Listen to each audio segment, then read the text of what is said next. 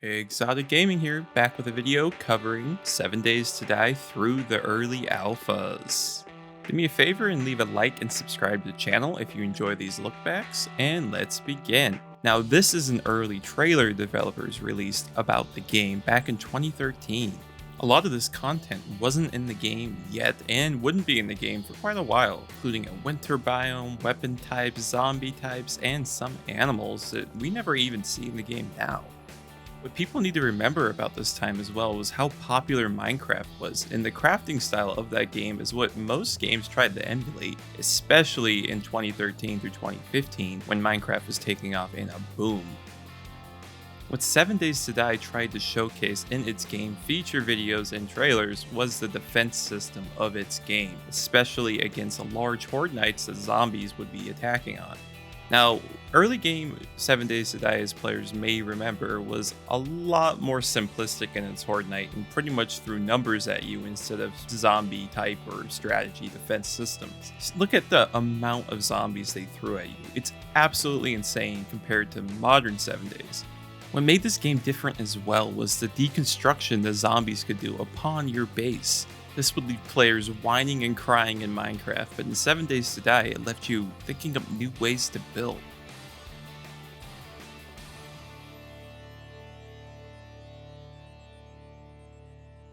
Going all the way back in time to the Kickstarter, this started it all.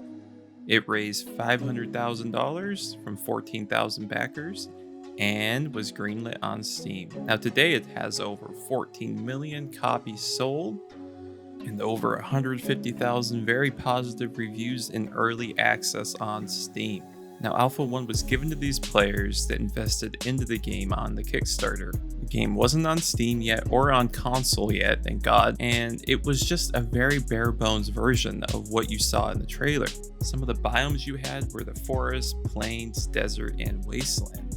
There was also an actual story quest system in the game at this point that was eventually removed in later alphas.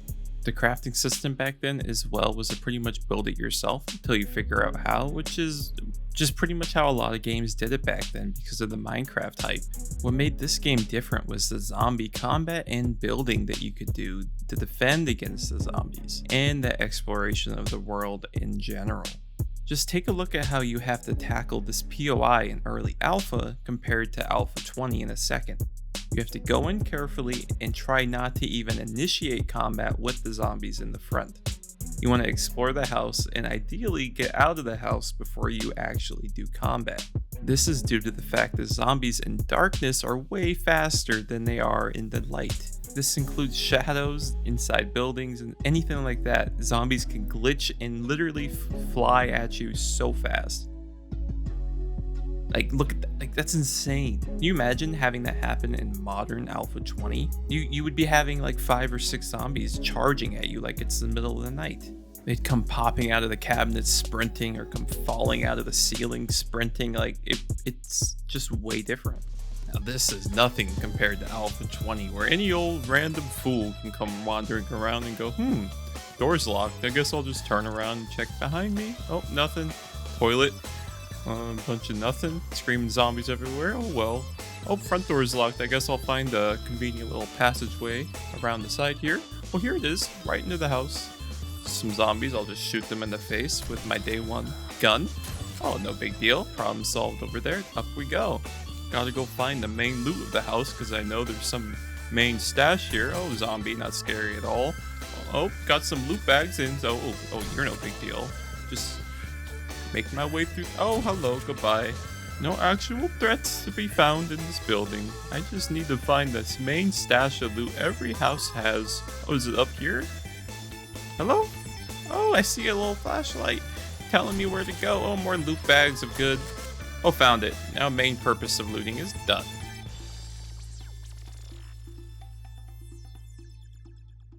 And that, my friends, would be the difference between a POI in Alpha 1 and Alpha 20. Now, Alpha 2 here was released in 2013 as well and added a new city called Gravestown. Now, the alphas back here were released quite frequently, as you will notice soon in the timeline, but it was still quality updates, honestly, because everything was already pretty much planned. You know, they already had the trailer with a lot of this stuff in it. Some of these new features were guns like the hunting rifle, a craftable crossbow, a craftable pipe bomb, a pump shotgun with a long barrel like you see here.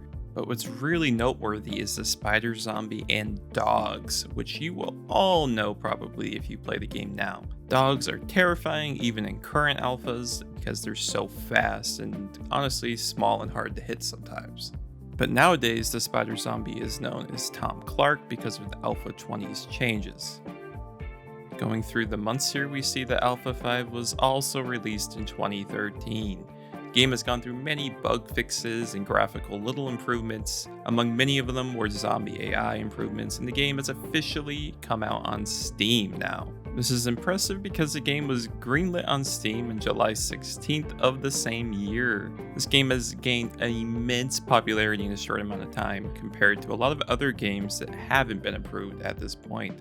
Now, it's fair to mention this is just an early access release on Steam, but it still has lots of bugs and all of that, so the game is constantly being updated even now.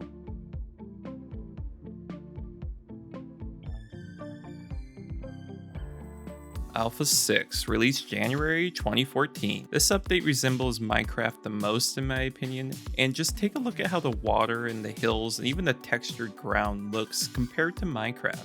It looks eerily similar, and the trees, and especially the birch trees, really resemble that world itself. All this game really needs is creepers or maybe some random chickens running around to really make me feel like I'm in Minecraft again. Alpha 6 though was one of the most major updates the game had at this point because it added the winter biome, which was a whole new zone players could explore north of Dyersville. You can see it on the map here, right above. Added sawmills and a bunch of new POI locations with new zombies as well, which I will show in a second.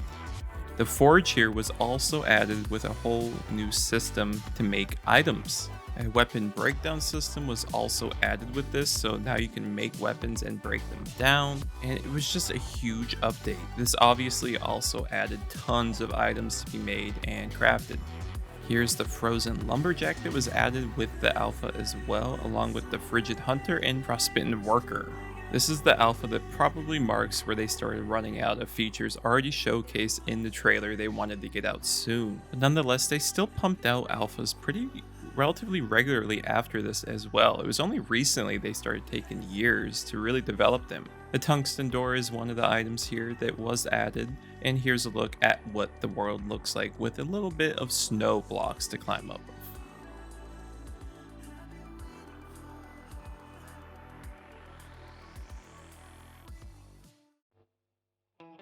Next up is Alpha 7, released in 2014 in February. With this update came the claim block, which players can use to claim a spot of land just for themselves and no one else in multiplayer. Bases were designed to defend against other players instead of zombies, more in multiplayer combat. Also, take a look down at the minimap. You now have a radar with hostile enemies and friendly enemies. Players can now know when other enemies are near them, which is kind of a cheat, honestly.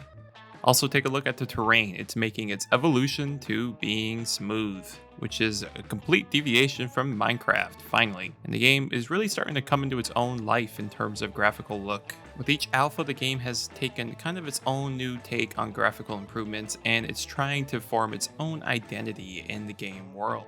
Of course, as the alphas go by from here on out, multiplayer is a big focus of the game. Alpha 8, May 2014, gets its own trailer from the developers themselves. This is the update where the terrain finally makes its change to being smooth. Memories are lost of the old Minecraft days of blocky terrain and jumping up the mountains. The story mode known from Alpha 1 may be gone, but airdrops are now in the game with this update, so that's a nice little plus. Kind of gives players something to do if they haven't a goal in mind for the day. can understand why the developers made a trailer for this update because of the new smooth terrain, but most of the changes with this alpha were just bug fixes among various other changes to minor little things within the game world.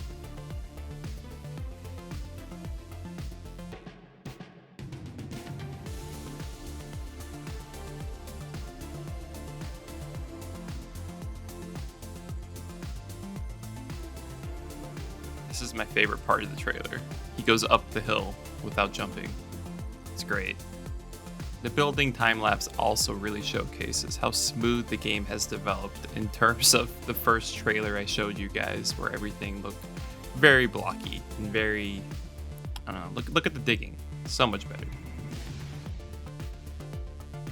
Let's go down the timeline. Alpha 1 through 5 through 7, 8, 10.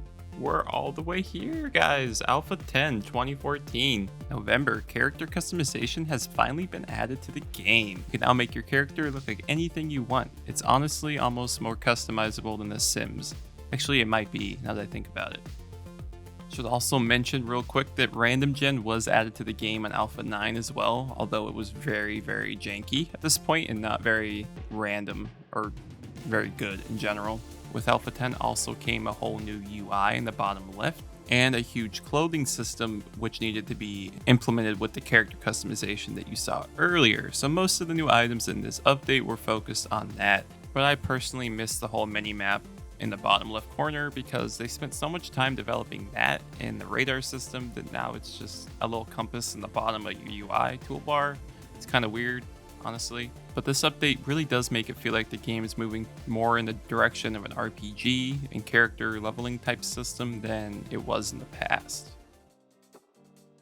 Alpha 11, April 2015. This is where the developers moved towards Unity 5 for the game engine and also added a new zombie model called the Feral White. This thing is absolutely terrifying and very, very strong. It's definitely the game's first attempt at moving towards like more specialized zombies besides the Fat Cop in Alpha 1, which is more just like long range version. This update also brought with it a quality range system for guns and clothing and other items, which is definitely even more evidence towards the RPG focus the game is trying to move towards. And obviously player level in fact impacts the quality of range of these items that you craft. Alpha 12, July 2015, also known as the Mini Bike Alpha. It lets you craft the first vehicle in the game. Players would gather up the parts of this mini bike and then construct it in the menu right here. Each part had different quality of ranges as well, which could impact the performance of the vehicle. The only downside of all of this was the player first had to find the mini bike book to craft it. After this though, it was pretty much just a quest to find the best quality parts to make it work better in the game world. Alpha 13, December 2015. This update saw with it a new harvesting system that will let you hit stuff and gather it at the same time. Also with this was the wrench, which lets you harvest specific parts from items in the world that you normally wouldn't be able to get hitting it with any other item. Zombies got new models and actual animations depending on where you hit them with this update, and a temperature system was added to the game, which even to this day I still don't really notice too much, to be honest. Let's take one last look at our timeline and see how far the game has come through the alphas with only 3 years. 2016 Alpha 14. This alpha came out shortly after the new year and saw with it a ton of changes. Most noteworthy is the huge influx of POIs added to the game. There are over 100 new ones. And with these POIs, of course, had to come a new city called Paris-Chen, a kind of old western looking city. You can also see on the bottom toolbar that items are getting a ton more complicated in terms of quality, and this system keeps evolving as the game comes out further and further. This is probably the update that I think resembles the game as closest to the modern version as we're gonna get. Kind of like things move the same, zombies kind of react the same. Even in Alpha 20, the game doesn't look insanely graphically different.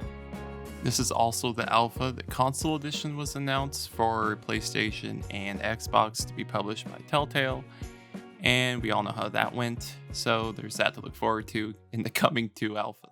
Alpha 16, June 2017. We're going to skip forward here, and this will be the last alpha I cover, and it adds electricity to the game with a bunch of new parts for this electricity, like the generator. This update really changes the way the game can be played because you can now design bases that look so much better at night and create different ways to defend your bases. It's just a whole new dynamic to how you want to play the game. You can even play the game with like a no electricity playthrough or something like that. I'm ending the video here because I feel like at this point the game is kind of caught up to where we are now in general terms of look and feel, and I really just wanted to cover the early stages and how quickly these alphas came out in the beginning days compared to what we get now. I do want to ask you again to please like the video and subscribe to the channel if you enjoyed the video. It really does help the channel out, and I'll see you guys in the next video.